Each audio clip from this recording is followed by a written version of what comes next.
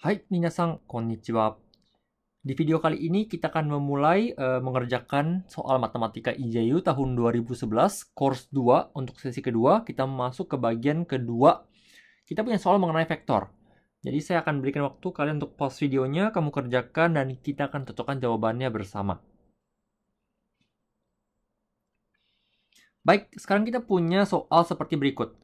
Kita punya 4 titik A, B, C, D, di mana masing-masing titiknya itu 1,0, 0,1, 3,0, 0,2.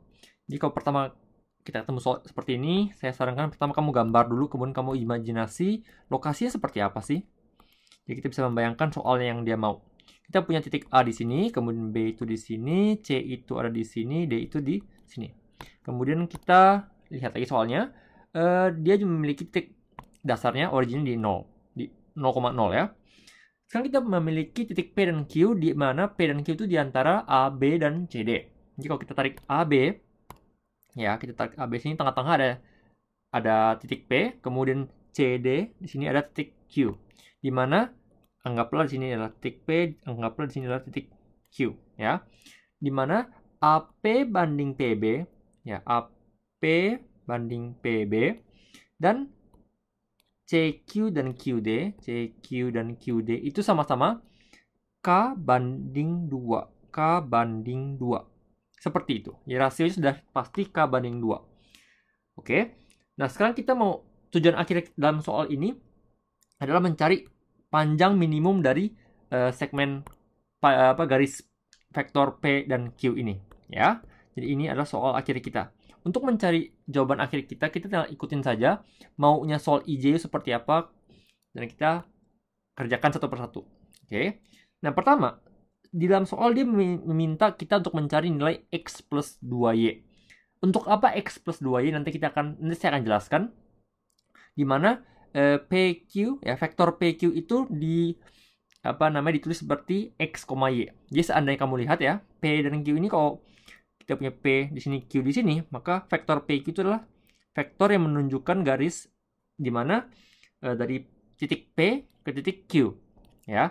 Dan X, Y itu maksudnya apa? Sumbunya X itu bergerak sejauh X, sumbu Y-nya bergerak sejauh Y. Ini adalah pengertian X, Y. Oke, dan dari sini kita mau cari nilai X plus 2Y. Jadi X plus 2Y seperti ini ya. Maunya nilai seperti ini. Oke. Kita mulai. Kita pertama mau cari dulu OP dan OQ. Itu ditulis menggunakan OA, OB, OC, OD. Jadi kamu pernah belajar mengenai cara memisahkan vektor. Jadi seandainya kamu punya vektor OA dan OB di sini, ya. Kemudian tengah-tengah kamu punya garis AB dan kamu punya vektor baru OP, ya. Di mana AP itu K, BP itu adalah 2. Nah, kamu untuk mendapatkan vektor tengah OP ini, ya, itu kamu gunakan kali silang. K-nya itu ke OB, 2-nya ke OA. Jadi kita tulis K dikali vektor OB tambah 2 kali vektor OA. Dibagi dengan total dari rasionya ini. Kita punya 2, kita punya K. Jadi 2 tambah K. Oke. Nah, tinggal kita masukkan ke jawaban kita. Kita punya jawabannya 2 kali vektor OA tambah K kali vektor OB dibagi dengan K plus 2. Jadi ini jawaban untuk A dan B. Sama seperti untuk OQ, ya. OQ juga sama cara pola pikirnya. Kita punya OC, kita punya OD, ya. Kemudian garis tengahnya di sini kita punya titik Q, di mana dia K banding 2.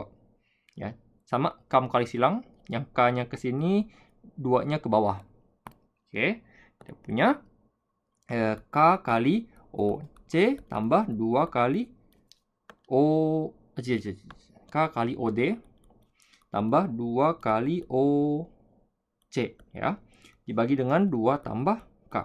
Kita punya 2 kali vektor OC tambah K kali vektor OD dibagi dengan 2 tambah K. Kita punya jawaban untuk C dan D. Oke. Nah, berikutnya kita ditanya mengenai vektor PQ, ya. bagi kalian nggak ngerti tentang kenapa seperti ini, karena tadi sudah ditulis ya, vektor PQ itu ditulis seperti X dan Y. Jadi ini hanya menunjukkan vektor PQ. Nah, untuk mendapatkan vektor PQ, kita punya P, kita punya Q. Gimana caranya? Ya udah, tinggal kamu kurangkan saja. Ya, jadi kan OP tambah PQ, dapatnya OQ ya. Ini penjumlahan vektor seperti biasa ya. Kau punya OP, kau punya OP, kau punya PQ, jadinya OQ. Oke. Nah, tinggal kamu cari, kamu mau mendapatkan PQ. Jadi, PQ adalah OQ kurang dengan OP. Ya. Q-nya yang tadi di atas, dan OP yang merah. Nah, sekarang kita punya variabel agak ribet. Kenapa? Kita punya OA, OB, OC, OD. Ya. Nah, sekarang kita mau membuat lebih simple. Gimana caranya? Kita bisa menulis OC dalam bentuk OA. Kenapa? Karena dia sama-sama dalam satu sumbu X. Besarnya hanya 3 kali lipat. Seperti ini ya. Jadi kita bisa tulis vektor OC itu sama dengan 3 kali vektor OA. Ya, kamu nggak usah memusingkan tentang sumbu Y-nya karena dia sejajar dengan vektor OA. Sama seperti OD juga dan OB. OD itu 2 kali vektor OB. Nah, kalau kita sudah punya seperti ini, tinggal kita substitusi ke bawah. Jadi kita bisa menyamakan variabelnya dengan OB dan OA. OD-nya itu kita kalikan 2 kali lipat ya. Jadi 2K kali vektor OB tambah C-nya 3, jadi 6 kali vektor OC dibagi dengan 2 tambah K. Ini sama ya. Nah, tinggal kita gabungkan. OQ kurang OP. 2 tambah K-nya nggak berubah. Atasnya kita bisa tulis semuanya. OB, 2KOB tambah 6OC.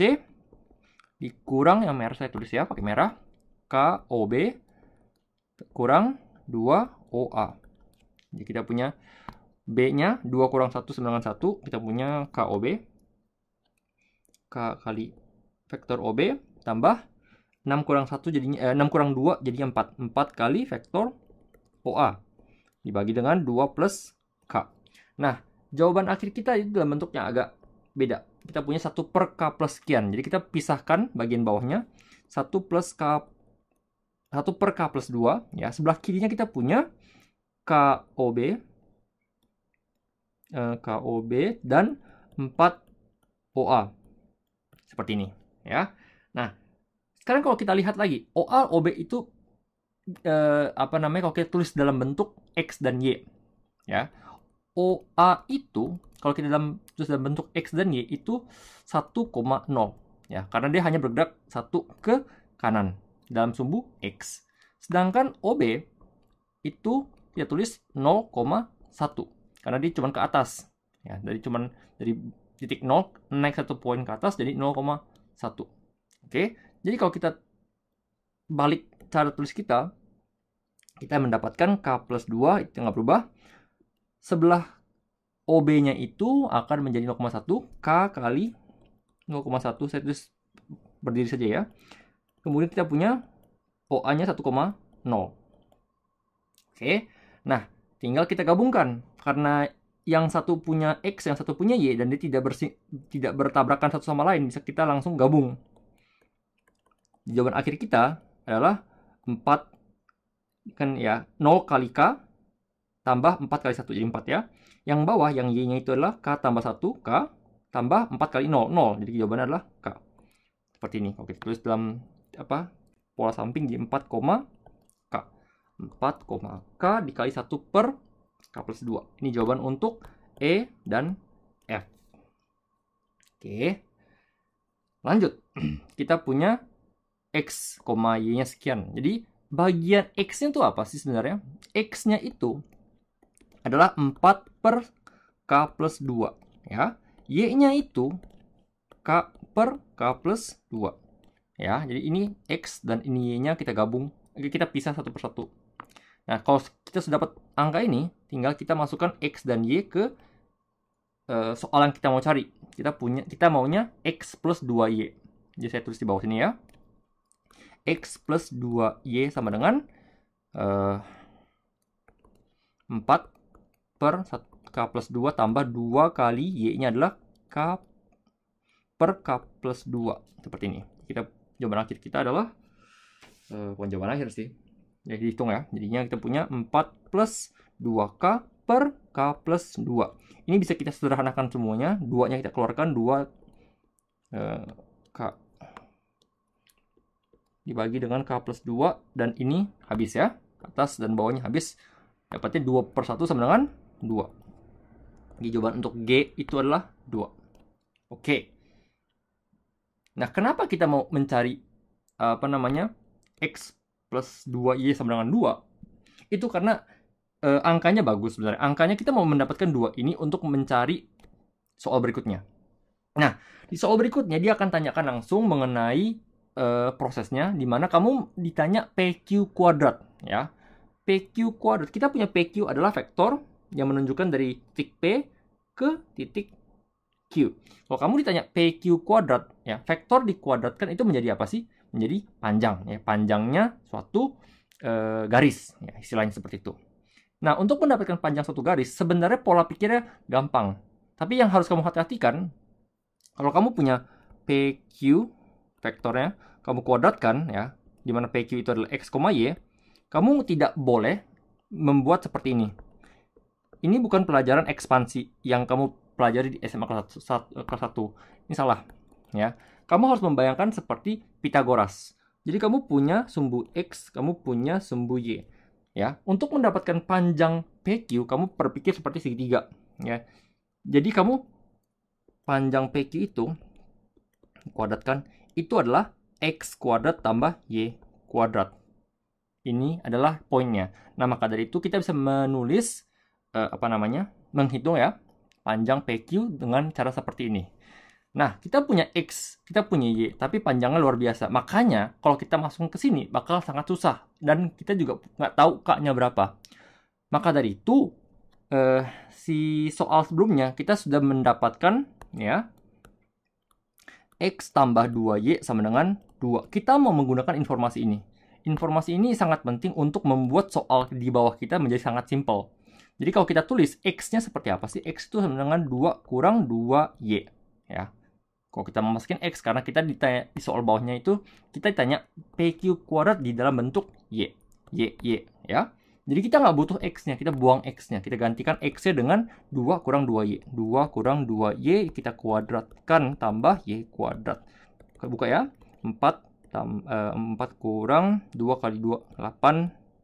Y tambah 4Y kuadrat tambah Y kuadrat. Artinya kita punya 5Y kuadrat kurang 8Y tambah 4. Jadi jawabannya adalah 5, 8, 4. Ini untuk H, I, J. H, I, J. 5, 8, 4 ya. Nah, kalau kita punya PQ kuadrat seperti ini, maka kita bisa menentukan minimumnya dari mana. Ya.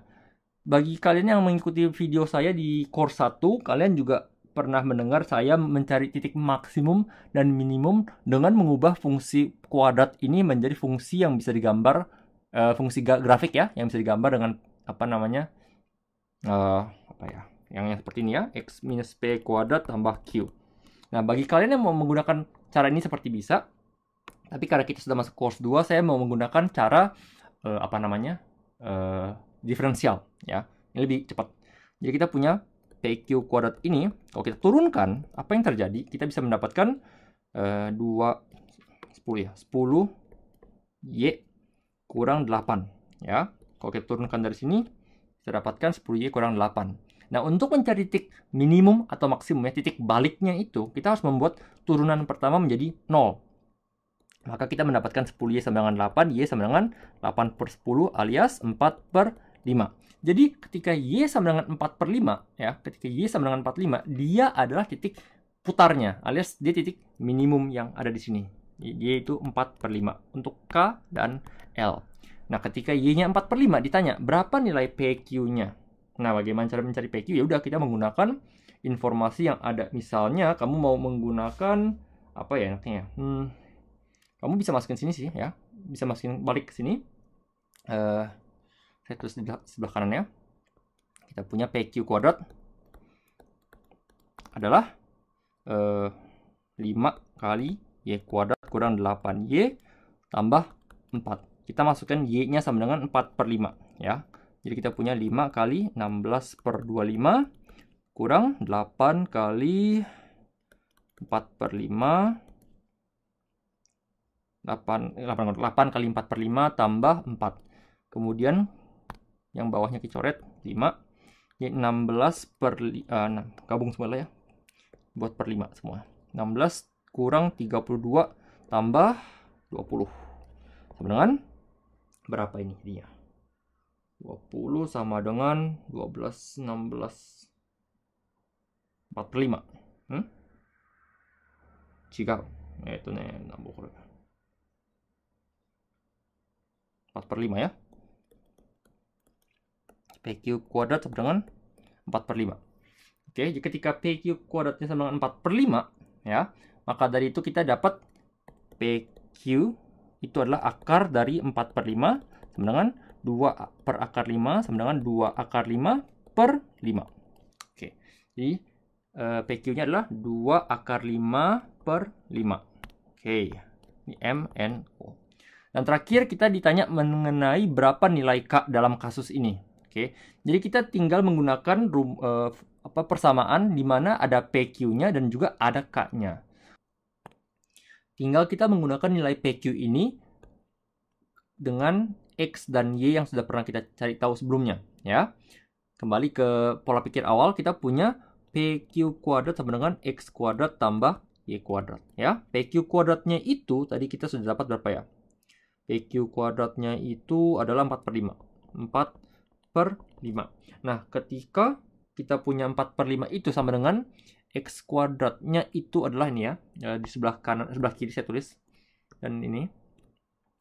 Kita punya 4 jadi 16 per K plus 2 kuadrat tambah Y-nya itu adalah K kuadrat tambah K plus 2 kuadrat. Oke, kemudian kita gabung dan kita kali silang ya. Jadi kita punya yang di sebelah kirinya 4 kali K plus 2 kuadrat. Sebelah kanannya itu 5 kali 16 tambah K kuadrat. Oke, nah tinggal, nggak ada kuadratnya. K kuadrat di dalamnya. Maaf. Kono kanjin ya. Hai. Dan tinggal kita kerjakan 4 kali K kuadrat tambah 4K tambah 4. Sama dengan 80 tambah 5K kuadrat. Ya, kita buka semuanya. 4K kuadrat tambah 4K tambah 16 kurang 80. Kebalik ya, saya balik ke kanannya lah. Buka jadi ke sebelah 0 ya. 80 kurang tambah 5K dikurang 4K kuadrat kurang 16K kurang 16 ya. Kemudian saya punya K kuadratnya habis tinggal 1, ini K kuadrat. Kemudian tengahnya ada 16K. Belakangnya ada 80 kurang 64 ya, 64 sama dengan 0. Kalau kita faktorisasikan, kita akan dapat K 8 kuadrat ya. Oke, seperti ini. K kuadrat 8 kuadrat seperti ini. Maka dari itu kita dapat jawaban akhir kita, K itu adalah 8. Maksudnya K kurang 8 sama dengan 0, K sama dengan 8. Oke, jadi jawaban akhir kita adalah K sama dengan 8 untuk untuk jawaban P. Oke. Baik, itu saja untuk soal kali ini. Saya akan ketemu kalian di video berikutnya. Tetap semangat belajar. Benkyou gambatte kudasai. Sayonara.